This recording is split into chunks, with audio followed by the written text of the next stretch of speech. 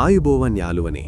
අද අපි මේ වීඩියෝ එකෙන් කතා කරන්න යන්නේ ලෝක දේශපාලනයේ ඒ වගේම ලෝක ආර්ථිකයේ නිතරම වගේ භූමිකම්පා ඇති කරන ඇමරිකාවට පවා ඇස් රතු කරගෙන ඉන්න ලෝකයේ සුවිශේෂීම රටක් ගැන. ඒ තමයි ඉරානය. මේ දවස්වල ප්‍රවෘත්ති බැලුවොත් ඔයාලා දකිනවා ඇති ඉරානයයි ඊශ්‍රායලයයි අතර තියෙන යුදමය වාතාවරණය කොයිතරම් දරුණුද කියලා. ඉතින් ඇයි ඉරානයට මේ තරම් ලොකු බලයක් තියෙන්නේ? අද අපි මේ වීඩියෝ එකෙන් ඉරානයේ පටන් ගැන්මේ ඉඳන් ඔයාලා කවදාවත් අහලා නැති ඉරානයේ රහසිගත යුද ශක්තිය ගැන ඒ වගේම ඊශ්‍රායල එක්ක තියෙන මේ යුද්ධෙන් ඉරානයට මොකද උනේ කියන එක ගැන රැඳිලා ඉන්න අවසානයේ වනතෙක්.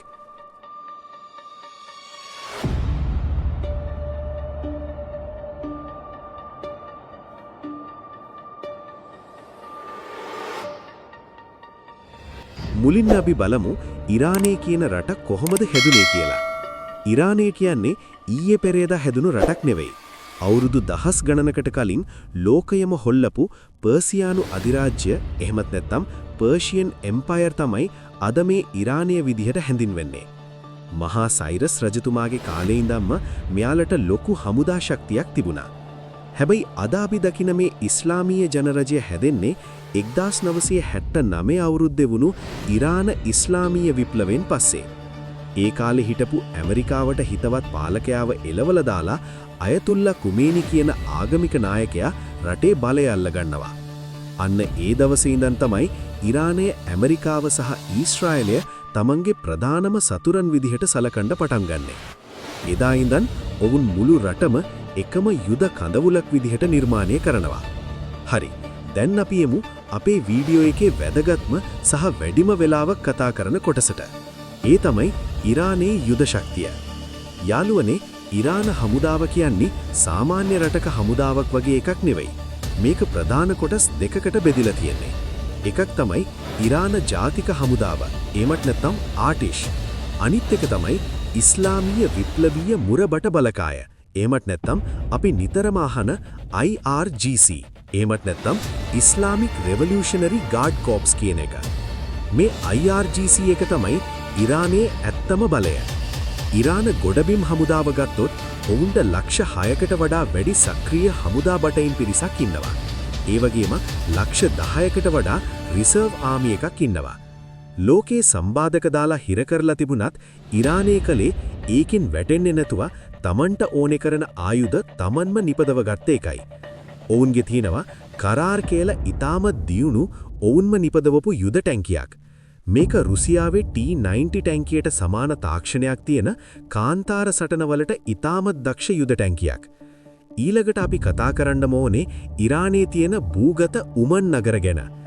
ඉරානය දන්නවා තමන්ට ඇමරිකාවෙන් හරි ඊශ්‍රායලෙන් හරි ගුවන් ප්‍රහාරයක් ආවොත් බේරෙන්න අමාරුයි කියලා. ඒ නිසා ඔවුන් කඳු ඇතුලේ පොළවෙන් මීටර් 500ක් විතර යටට වෙන්න දැවැන්ත නගර වගේ මිසයිල ගබඩා හදලා තියෙනවා. මේවා ඇතුලේ සෙබළුන්ට මාස ගාණක් වුණත් එළියට එන්න නැතුව ඉන්න පුරුවන්. සතුරන්ට හොයාගන්න බැරි වෙන්නයි මේවා හදලා තියෙන්නේ. දැන් අපි බලමු ගුවන් හමුදාව ගැන. ඇත්තම කිව්වොත් ඉරානීය ගුවන් හමුදාවට තියෙන්නේ ගොඩක් පරණ ගුවන් යානා. 1979ට කලින් ඇමරිකාවෙන් ගත්ත F-14 Tomcat වගේ යානා සහ රුසියාවෙන් ගත්ත යානා තමයි තියෙන්නේ. හැබැයි යාළුවනේ, ඉරානය මේ අඩුපාඩුව මාරම විදිහට කවර් කරගෙන තියෙනවා. ඒ කොහොමද දන්නවද?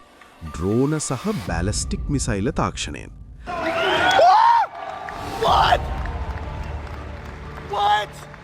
අද වෙද්දි ලෝකයේ දියුණුම ඩ්‍රෝන තාක්ෂණයක් තියෙන රටක් තමයි ඉරානය.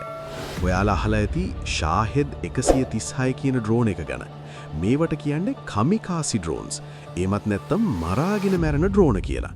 රේඩාර් වලට අහු වෙන්නේ නැතුව ගොඩක් පහලින් ගිහින් සතුරු ඉලක්ක විනාශ කරන්න මේවට පුළුවන්. රුසියාව පවා යුක්‍රේන යුද්ධයේදී පාවිච්චි කළේ මේ ඉරාන ඩ්‍රෝන. ඒ වගේම ඔවුන්ගේ මිසයිල තාක්ෂණය. ඉරානයට පුළුවන් කිලෝමීටර් 2000ක් දුර තියෙන ඉලක්කයකට වුණත් නිවැරදිව පහර දෙන්න පුළුවන් මිසයිල යවන්න. ඔවුන් මෑතකදී හඳුන්වලා දුන්නා ෆටාහ් කියලා හයිපර්සොනික් මිසයිලයක්. මේ මිසයිලය ශබ්දයේ වේගය වගේ 15 ගුණයකින් ගමන් කරනවා. ඊශ්‍රායලයේ තියෙන කිසිම ගුවන් ආරක්ෂක පද්ධතියකට අයන් ඩෝම් එකටවත් මේක නවත්තන්න බෑ කියලා තමයි ඉරානය කියන්නේ. ඉරාන නාවික හමුදාව ගත්තාමත් අර වගේම කොටස් දෙකක් තියෙනවා. සාමාන්‍ය නාවික හමුදාව සහ IRGC නාවික හමුදාව. යාළුවනේ, ලෝකයේ තෙල් ප්‍රවාහනයෙන් 20%ටම වැඩිය යන්නේ ඉරානයට අයිති හෝමුස් සමුද්‍ර සංධිය හරහා. ඉරානය මේක පාලනය කරනවා කියන්නේ ලෝකයේම තෙල් මිල තීරණය කරන්න ඔවුන්ට ලොකු බලයක් තියෙනවා. ඉරාන නාවික හමුදාවේ උපක්‍රමය තමයි ලොකු නැව් පාවිච්චි කරනවට වඩා අධිවේගී කුඩා බෝට්ටු, එහෙමත් නැත්නම් ෆාස්ට් ඇටැක් ක්‍රාෆ්ට් දහස් ගාණක් පාවිච්චි කරන එක. මේ බෝට්ටු වලට පුළුවන් එකපාරටම ඇවිත් සතුරන්ගේ ලොකු යුද නැවක් වට කරලා මිසයිල වලින් ගහලා විනාශ කරලා දාන්න. ඒ වගේම ඔවුන්ට ගදීර් කියලා ඉතා කුඩා සබ්මරීන් තියෙනවා. මේවා රේඩාර් වලට අහු වෙන්නේ නැහැ. මුහුදු පතුලේ හැංගිලා ඉඳලා සතුරු නැව් වලට ගහන්න මේවා හරිම දක්ෂයි. ඉතින් මේ ඔක්කොම බලද්දී ඔයාලට තේරෙනවා ඇති ඉරානය කියන්නේ සම්බාධක මැද්දේ වුණත් Tamanගේ යුද ශක්තිය ලෝකේ ප්‍රබලම මට්ටමකට ගෙන ආපු රටක් කියලා. දැන් අපි යමු මේ දවස්වල හැමෝම කතා කරන මාතෘකාවට. ඉරානය සහ ඊශ්‍රායලය අතර ගැටුම. යාළුවනේ, මේ රටවල් දෙක කලින් සටන් කළේ ඍජුවම නෙවෙයි. මේ යුද්ධයෙන් ඉරානයට මොකද වුනේ? ඊශ්‍රායලය ප්‍රධාන වශයෙන්ම ටාගට් කළේ ඉරානයේ තියෙන ගුවන් ආරක්ෂක පද්ධති සහ මිසයිල හදන කර්මාන්තශාලාවලට. රහසිගත වාර්තාවලට අනුව ඉරානයේ තියෙන S-300 කියන ප්‍රබල ගුවන් ආරක්ෂක රේඩාර් පද්ධතිවලට ඊශ්‍රායල ප්‍රහාර වලින් ලොකු හානියක් වෙලා තියෙනවා. ඒ වගේම ඉරානයේ සමහර හමුදා නිලධාරීන් ඉලක්ක කරගෙන ඊශ්‍රායලයේ බුද්ධි අංශය වෙන මොසාඩ් එක දිගින් දිගටම මෙහෙයුම් කරනවා. ආර්ථිකය පැත්තෙන් ගත්තත් මේ යුද තත්ත්වය නිසා ඉරාන මුදල් ලේඛකය රියාල් සෑහෙන්න කඩාගෙන වැටිලා තියෙන්නේ. ජනතාවට බඩු මිල දරා ගන්න බැරි තරමට වැඩි වෙලා. මේ ගැටුම ඉරානයටයි ඊශ්‍රායලයටයි විතරක් සීමා වෙන්නේ නැහැ. යෙමනේ ඉන්න ඉරාන හිතවාදී හූති කැරලිකරුවන් රතු මුහුදේ යන වෙළඳ නැව්වලට ගහන්න පටන් අරන්. මේ නිසා ලෝකයේ බඩු ප්‍රවාහනය කරන නැව්වලට අප්‍රිකාව වටෙන් යන්න වෙලා. ප්‍රතිඵලය තමයි ලෝකේම බඩු මිල ඉහළ යන එක. ඒ වගේම මේ කලාපයේ යුද්ධයක් කියන්නේ ලෝක තෙල් මිල අහසට නගිනවා කියන එක. අපේ ලංකාව වගේ රටවලටත් මේකේ ප්‍රතිඵල විඳින්න සිද්ධ වෙනවා. ඉතින් යාළුවනේ, අද අපි කතා කළේ නිකම් රටක් ගැන නෙවෙයි.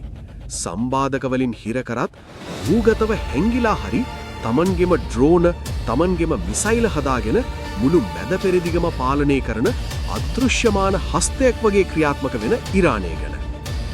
ඉරානයේ මේ අති විශාල යුද ශක්තිය, ඒ වගේම ඊශ්‍රායලයේ එක්ක තියෙන මේ ගැටුම හැම කමෙන්ට් එකක්ම කියවනවා. මේ වීඩියෝ එකෙන් ඔයාලා අලුත් දෙයක් ඉගෙන ගත්තා නම් වීඩියෝ එකට ලයික් එකක් දාලා යාළුවන්ටත් බලන්න ෂෙයා කරන්න. ඒ වගේම මේ වගේ ලෝක දේශපාලනය, යුද රහස් සහ අලුත්ම තොරතුරු දිගටම බලන්න කැමති නම් අපේ channel එක අනිවාර්යෙන්ම subscribe කරන්න. ගොඩක් වෙලා මාත් එක්ක රැඳිලා හිටියට බොහොම ස්තුතියි. එහෙනම් තවත් මේ වගේම විශේෂ වීඩියෝ එකකින් අපි ඉක්මනින්ම හමු වෙමු. පරිස්සමෙන් ඉන්න ඔයාලා හැමෝටම සුබ දවසක්.